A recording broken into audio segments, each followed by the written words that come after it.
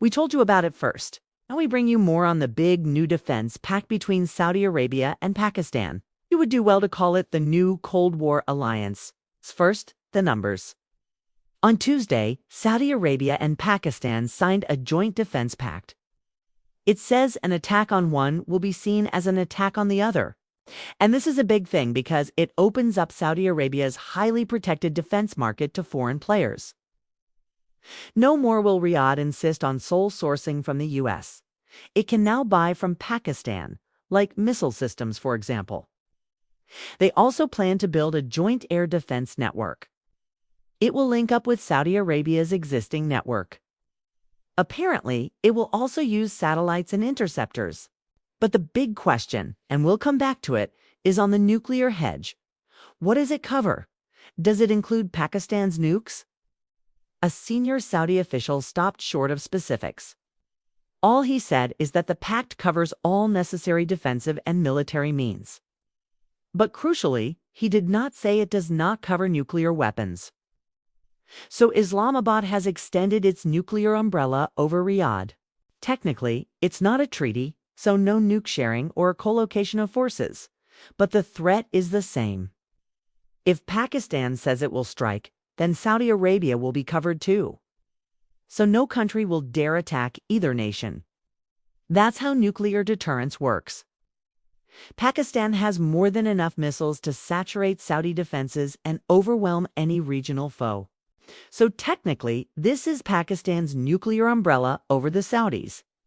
In return, Saudi Arabia offers Pakistan ironclad political support and open access to its military markets. And that is a really big deal. It's not a sudden move. The talks were going on for at least 2 years. But why now? Why does Saudi Arabia need this pact? For Riyadh, this is all about loss of trust. It's the loss of trust in America's guarantees. Until 2 years ago, Saudi Arabia was the poster child of a non-NATO ally. That's what they called countries that worked closely with the U.S. but were not part of NATO. The Saudis knew that America would intervene if they faced a war. They're not so sure. Let me show you what they've seen in the last 2 years. Israel has struck targets in Syria, Lebanon, Yemen, Iraq, Iran, and even Qatar. That's a total of 7 attacks. All of them happened with American inaction or approval. So watching all of this, what did Saudi Arabia do? They tried to get a treaty with the U.S. They wanted a formal guarantee. They also pushed for cooperation on a civilian nuclear program, but the White House rejected both. America said any deal must include normalizing relations with Israel. Saudi Arabia refused. They said normalization was not on the table unless the Gaza war ends and steps are taken towards a Palestinian state. That's what they said in July. Clearly, the talks went nowhere. So Saudi Arabia decided to look elsewhere, and that's how this pact with Pakistan happened. We can think of it as a hedge. A hedge against potential Israeli strikes on Saudi soil and insurance against American inertia. What about Pakistan? What does Islamabad get out of this deal? It gets a lot. But again, it's not a new development. This pact merely formalizes decades of cooperation between the two nations.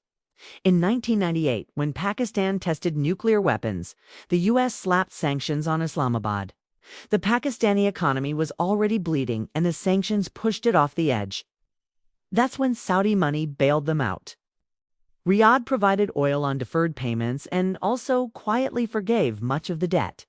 This was an undeclared bailout, but it was the bedrock of Saudi-Pac relations. Why did Saudi Arabia help Pakistan then?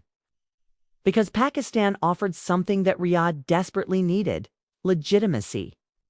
Saudi Arabia badly wanted a stake in the Kashmir dispute. They hoped that Islamabad would push India to resolve the issue. Well, that never happened. But the Saudis kept coming back for more. They kept helping Pakistan because they still held out hope. Plus, there was another big incentive. By keeping Pakistan afloat, Saudi Arabia ensured the presence of a counterweight to Iranian influence in Kabul. Today, the relationship is transactional, almost mercenary. Pakistan sells security and the Saudis pay for it with oil and money. It helps Islamabad in two big ways. One, it extends endurance. Previously, Pakistan's ability to sustain a prolonged war was capped, say a war with India. But with secured Saudi oil and money, that cap has been lifted. Now it can expand its arsenal and scale up its arms industry. That too, beyond what its own economy can handle. In short, Saudi money has given Pakistani defense industry an unlimited purse. And that raises the second point, the war-fighting capacity. Now, Pakistan can pair Chinese weapons with Saudi oil and money. It gives Islamabad a war-fighting capacity it has never had before. The Pact basically turns the tap wide open. To give you some context, Pakistan is one of the few countries in the world that can sustain imports of this scale. Others who can do this include China, Russia, North Korea, and Israel. Now, Pakistan joins an elite club, so the Saudi-Pakistani alliance is a done deal. It changes the geopolitical equation in South Asia and West Asia.